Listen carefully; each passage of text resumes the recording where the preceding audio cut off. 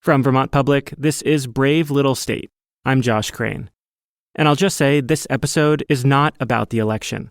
If you have questions about the election and its aftermath you want Brave Little State to answer, there's a form on our website, bravelittlestate.org, or leave us a voicemail at 802-552-4880.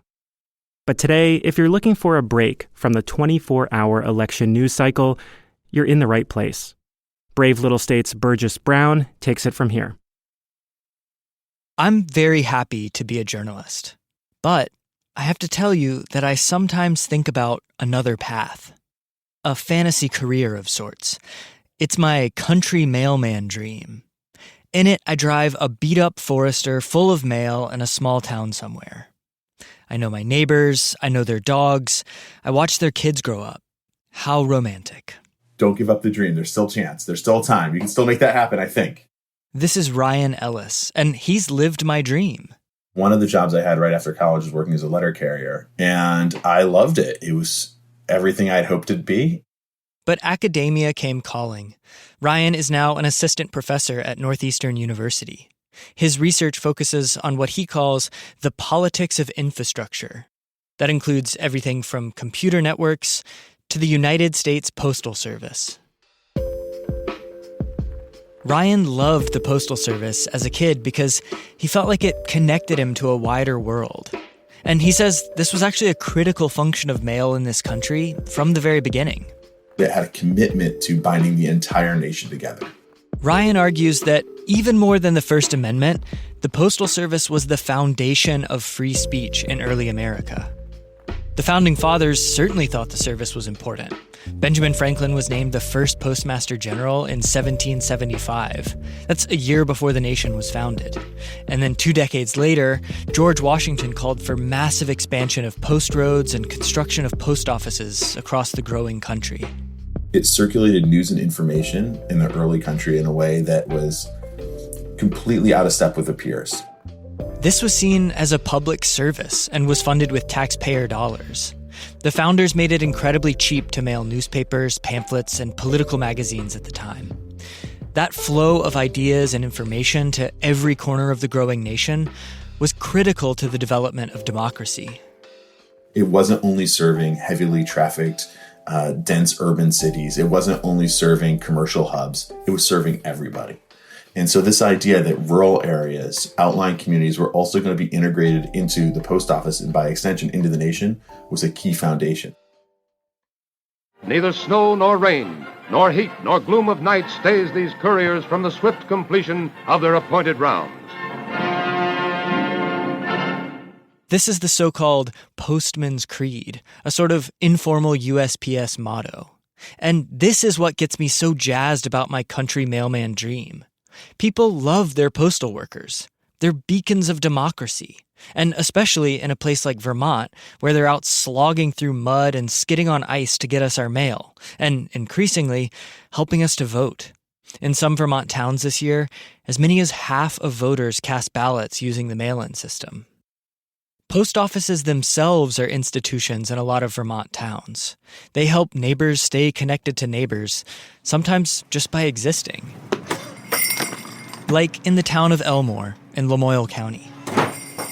The Elmore post office is nearly 200 years old. It's tucked into the center of the Elmore store. Past the bread aisle, there's a little window where you can buy stamps and drop letters. The crown jewel is a wall of little golden post office boxes with little golden numbers and ornate designs. One of those boxes belongs to Mary Benford. I know it's like snail mail, that's what they say, but I mean, it's a dying art. Mary lives right upstairs above the store. She moved here a year and a half ago, direct from Philadelphia. But you like it, no regrets? I don't like it. I love it. It's beautiful here. Mary didn't have a P.O. box in Philly, but she's got one at the Elmore store. And she says bopping downstairs to check her mail has been a great way to meet her new community. I mean, we bought a bookcase from a guy that we met getting our mail. And then there's Ed Olsson, who visits the Elmore post office just about every day. I think it's like the little hub for the town. Today, Ed's here to grab a newspaper, chat with his neighbors, and check his mail. We've been doing this for 40 years. And You've had a P.O. box here for 40 years? yes, and we could survive without it, but it'd be a lot harder, and it would break down, I think, a little bit of what creates a community here. People in Elmore are particularly appreciative of their post office, in part because not long ago, they almost lost it. At the start of 2022, the U.S. Postal Service announced that they would be pulling the little gold P.O. boxes from the store the following month. They never gave a reason, but the owners suspected it was because the office wasn't bringing in enough money. Elmore residents banded together to fight back. There are fewer than 1,000 people in town, but hundreds of them signed petitions and wrote letters to the Postal Service. Even the congressional delegation got on board, including then Congressman Peter Welch. We're going to have the Postal Service stop delivering here at the Elmore Country Store. That's not right, and it's not going to happen. And after all that, the community won. The Postal Service walked back its closure plan and renewed a contract with the Elmore store. But the problems facing the Postal Service, the ones that led them to try to close the Elmore post office, they haven't gone away. And in a lot of ways, they've gotten worse.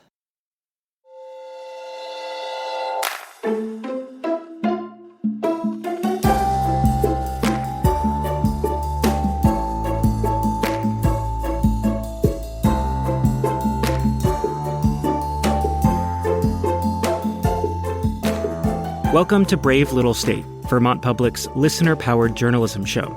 Every episode starts with a question that's been asked by you, our audience. Today, why is there such a problem with the U.S. Postal Service in Vermont? It's a vital institution that so many people love, but changes at the national level over the past half-century are coming to a head here in Vermont. 449 days. We're waiting, and we're not going to take it any longer. Brave Little State's Burgess Braun travels around the state to witness these challenges firsthand. I mean, you can look through this prime. Those are all prime. And he traces the history to figure out how we got here.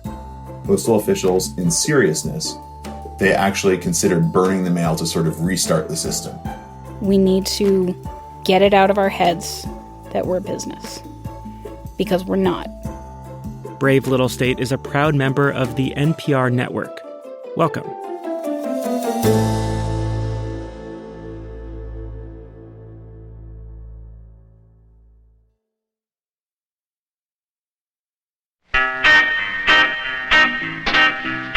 Welcome to the 1960s. Well, hello, my friend, how do you do? We hope you have a moment or two to listen to what we have to say to each and every one of you. It concerns our postal system.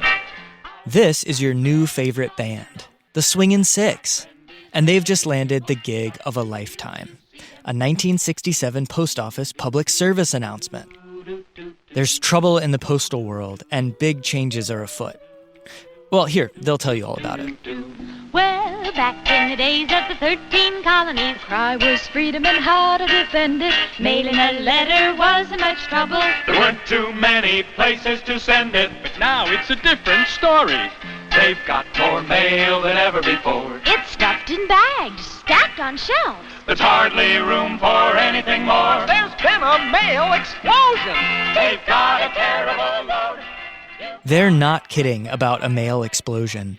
In the decades following World War II, mail volume across the country doubled. And the Postal Service just couldn't keep up. Now, all of a sudden, you have trucks backed up with mail that simply can't be processed. This is Ryan Ellis again, the postal scholar. Postal officials, in seriousness, they actually considered burning the mail to sort of restart the system.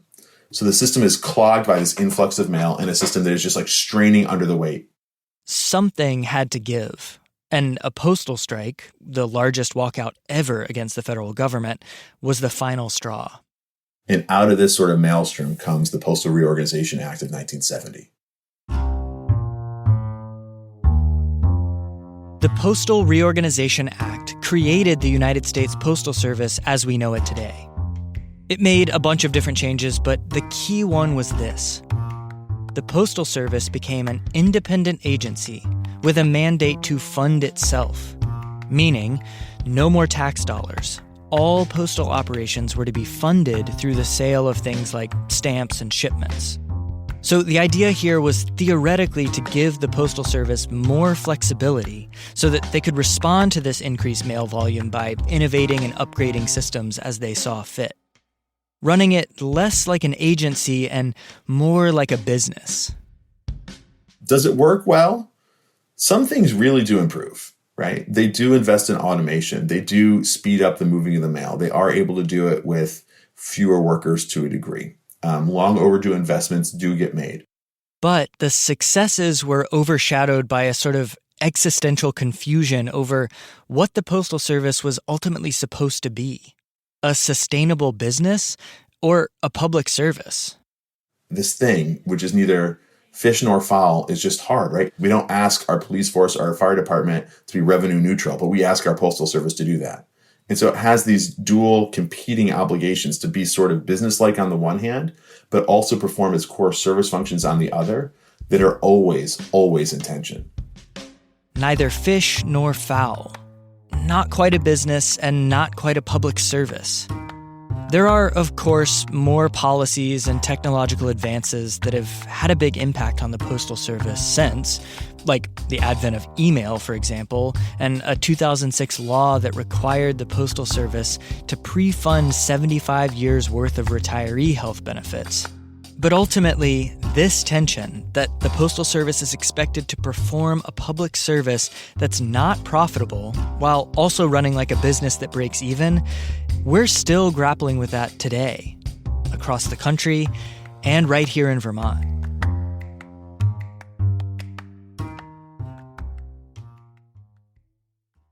We need to get it out of our heads that we're a business, because we're not. This is Caitlin Hopkins.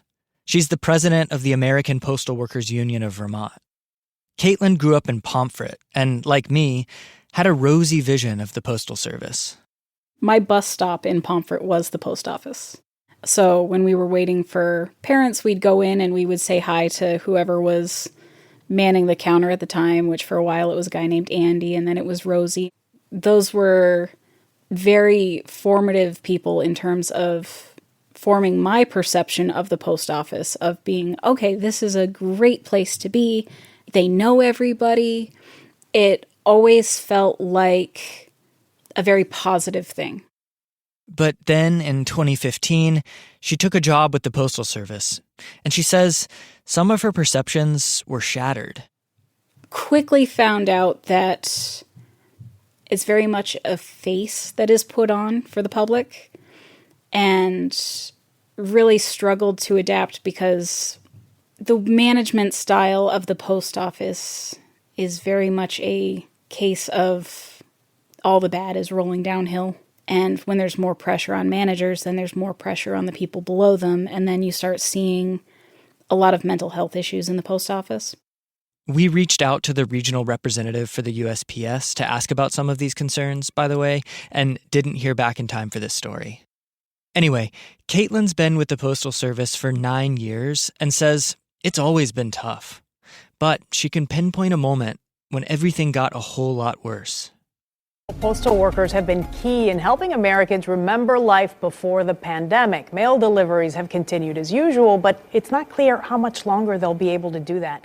The COVID-19 pandemic led to an increase in online shopping, which created this massive spike in demand for the Postal Service. This was good for revenue, but widespread illness among essential delivery workers meant there weren't enough staff to handle the spike. Those that were healthy worked long, brutal hours to try to make up for the shortages. And at the same time, a new Postmaster General was putting his stamp, if you'll allow me, on the service. Louis DeJoy. Louis DeJoy was appointed Postmaster General in 2020 during President-elect Donald Trump's first term in office. DeJoy has a background in logistics and freight, and in his 10-year plan for the Postal Service, he made it clear that in the tug-of-war between business and service, he was squarely on the side of business. Cost-cutting was priority number one, This meant reducing hours that post offices are open or outright closing them like they tried to do in Elmore. It meant slowing down delivery times for first-class mail and getting rid of overtime for mail carriers, all while raising prices for certain services. So, in Vermont, if you've been noticing slower delivery times, reduced post office hours, and higher prices, this is not a glitch in the system. It's all part of DeJoy's 10-year plan. And some critics of this plan see it as part of a larger effort to privatize the Postal Service outright. This is something that President-elect Trump proposed during his first term in office. But the Postal Service is beloved by Americans across the political spectrum, including in rural communities, which are generally the ones most impacted by cost-cutting measures. So Trump's plan to privatize, which required congressional approval, was a difficult sell to Democrats and Republicans alike. Here's Matt Dickinson, a professor of political science at Middlebury College. When the chickens come home to roost and they get this backlash from rural voters, I think they're going to hesitate to do more than pay lip service here. Matt thinks the idea of privatizing the Postal Service will likely be revisited during President-elect Trump's second term, but that ultimately it's just too fraught to go anywhere. You're going to have to pick your battles. I don't think the Trump administration is going to pick this as the hill to die on, privatizing the post office. This means that the Postal Service will likely continue to persist in some sort of limbo state between business and public service. And this limbo state is made even more confusing because the Postal Service actually contracts with private businesses, like Amazon. The Postal Service has a deal with Amazon to make what are called last-mile deliveries, basically bringing Amazon packages to hard-to-reach rural areas. Caitlin Hopkins of the American Postal Workers Union says in Vermont especially, these last miles can be the most treacherous for drivers. There's a couple of roads in Springfield, Vermont that were for a time known as the Death Run, because it gets so icy and so slick, and if you have anything that, isn't made for it, you're really taking your life in your hands. Amazon pays the USPS to make these deliveries, but the sheer volume since the pandemic has overwhelmed rural carriers and post offices. I mean, you can look through this prime. Those are all prime. Jason Clark is the operator of the Elmore store, and he's showing me how they've reconfigured their space to try to accommodate the growing piles of packages. But there's only so much that new shelving can do. It's definitely getting more and more in larger packages. People get tires or small refrigerators, lawnmowers, things like that. You've had a lawnmower delivered through the Elmore store from Amazon. Yeah. And big truck tires. That's wild. UPS, a private shipping competitor, also has a similar contract with the Postal Service for last-mile deliveries. And the added burden that these contracts create for U.S. postal workers has slowed service across the nation. And according to Caitlin Hopkins, this higher package volume, combined with cost-cutting measures and a difficult workplace culture, is contributing to what she sees as the main issue with the Postal Service in Vermont: a worker shortage. We're trying to fill in the gaps where we can because we can no longer hire. So many people across the state have worked for the post office, or they know somebody who's worked for the post office, and they had a miserable experience, and they won't recommend it. They can't, in good conscience, recommend it. The numbers back this up. In fiscal year 2022, nearly 60% of all early career employees left the Postal Service nationwide. And then last year, a third of all new hires left within 90 days. And to Caitlin's point, filling these vacant positions has been slow. In Vermont, at the time of writing, there are 93 vacant positions listed on the USPS job portal, and the majority of them are for rural carriers. Earlier this year, some Waterbury residents stopped getting mail delivered to their houses altogether when the USPS couldn't fill a vacant rural mail carrier position. And last year, some in Heinsberg went weeks without receiving mail. In Bethel and Randolph, customers struggled to get their medication and their inhalers. It's worth noting that you're only going to hear from a couple of Postal Service employees in this piece, and that's because postal workers are highly discouraged from speaking to the press, and some fear retaliation if they cast the service in a bad light. Postal woes have been felt from coast to coast in recent years. But nowhere in this state have the Postal Service's issues been more heated and more symbolic than our capital city. You know who hasn't shown up? United States Postal Service leadership. But you know who has shown up? This guy. That's right after the break.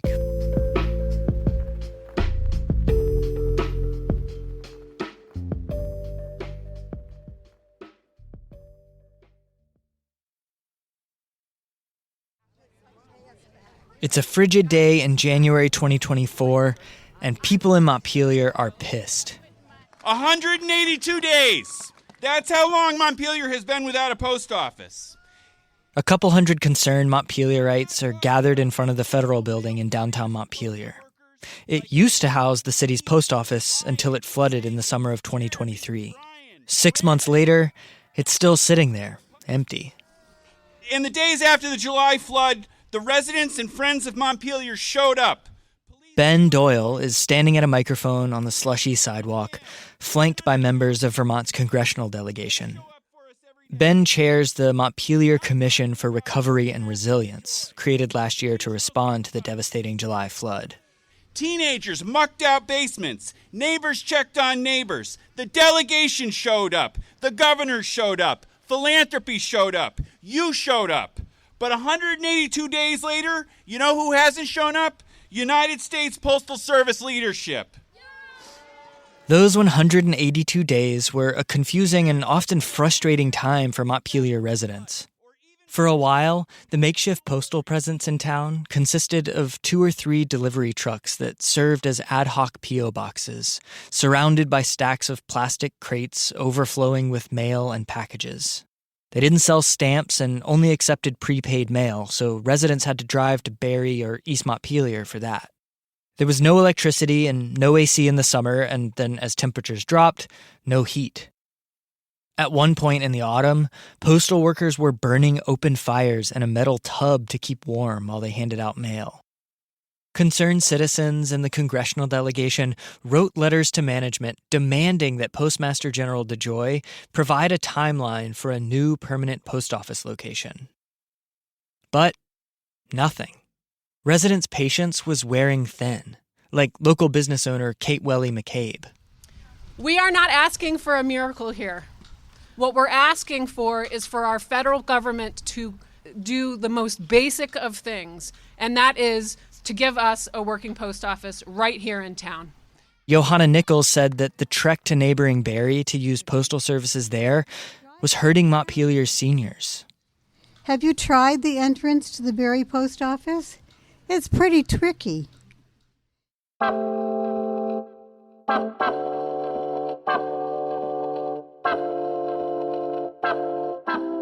The pressure campaign continued through the winter, and in April, the Postal Service announced they'd signed a lease on a downtown property. They promised a fully functional post office before the start of the summer. But the summer came, and the summer went, and then the fall, and still no post office. In October, the American Postal Workers Union rallied on the State House lawn, and Ben Doyle showed up with some updated figures. 449 days. We're waiting, and we're not going to take it any longer. One of the most consistent criticisms I heard during this time was that Montpelier residents didn't really know where to go to get their mail or what the plan was for the future. They were frustrated by the lack of communication from Postal Service management. Like, yeah, we can write them or we can call them and they're not going to get back to us, or they don't really care what we think, or we're howling to the wind.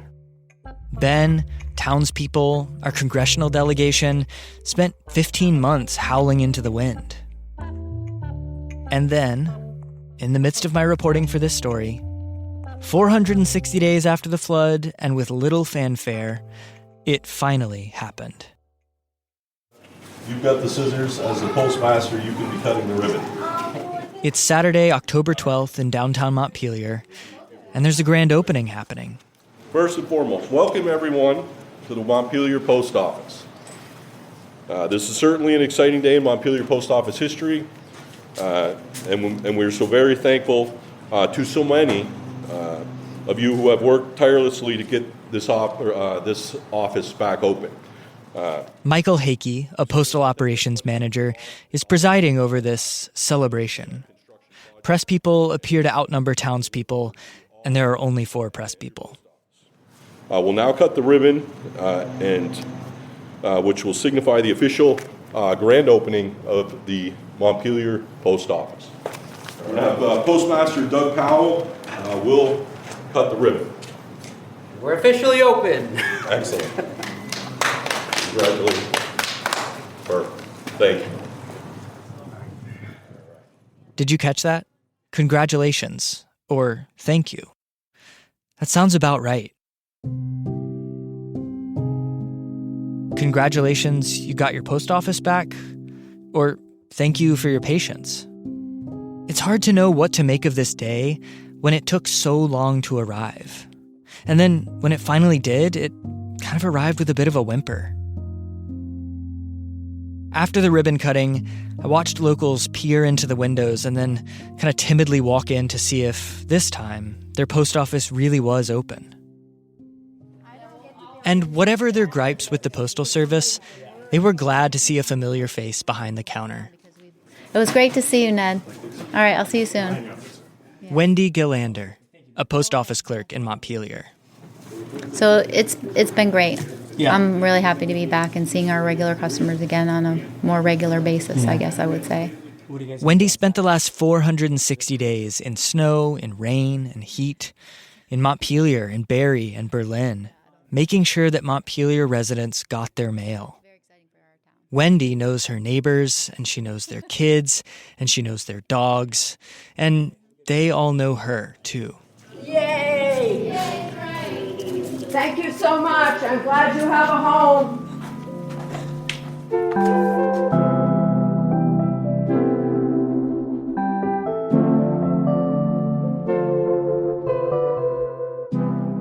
Thanks for listening to the show, and thanks to Craig Gill for the great question.